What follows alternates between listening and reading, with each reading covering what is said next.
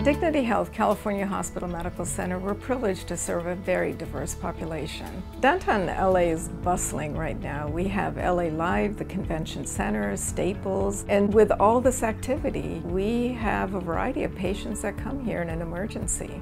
We were the official hospital for the Olympics in 1932 and 1984. Every day we hear some incredible stories of patients that are grateful for the care that they've received. Here at California Hospital, we're so proud to have some of the most dedicated and highly skilled physicians and staff. They give so freely of their time to make sure that our patients are treated with dignity, the quality care that they deserve, and the human kindness that we stand for.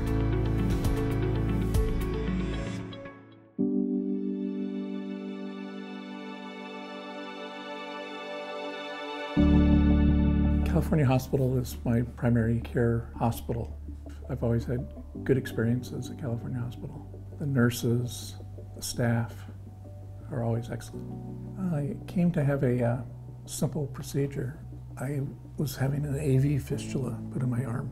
It's a access port for dialysis. They usually give you a prophylactic antibiotic when they do surgery.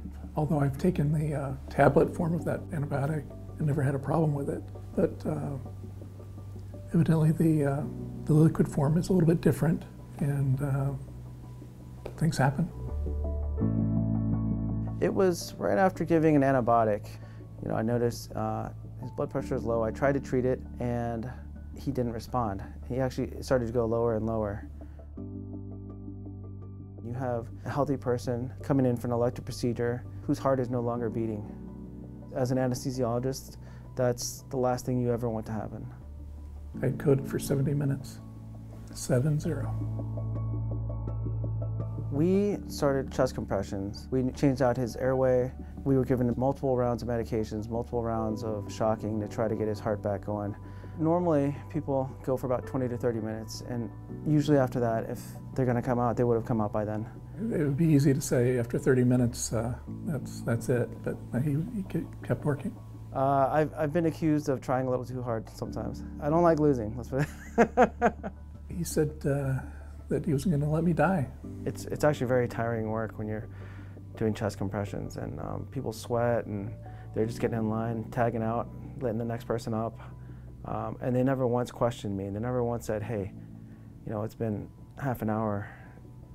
You think we should call it? And they never once said that because we all had the same goal. So they worked so hard, and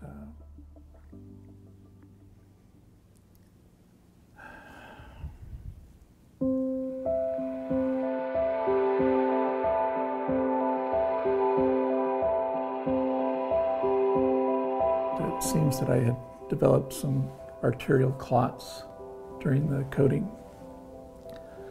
And Dr. Barati came by and took a look at me.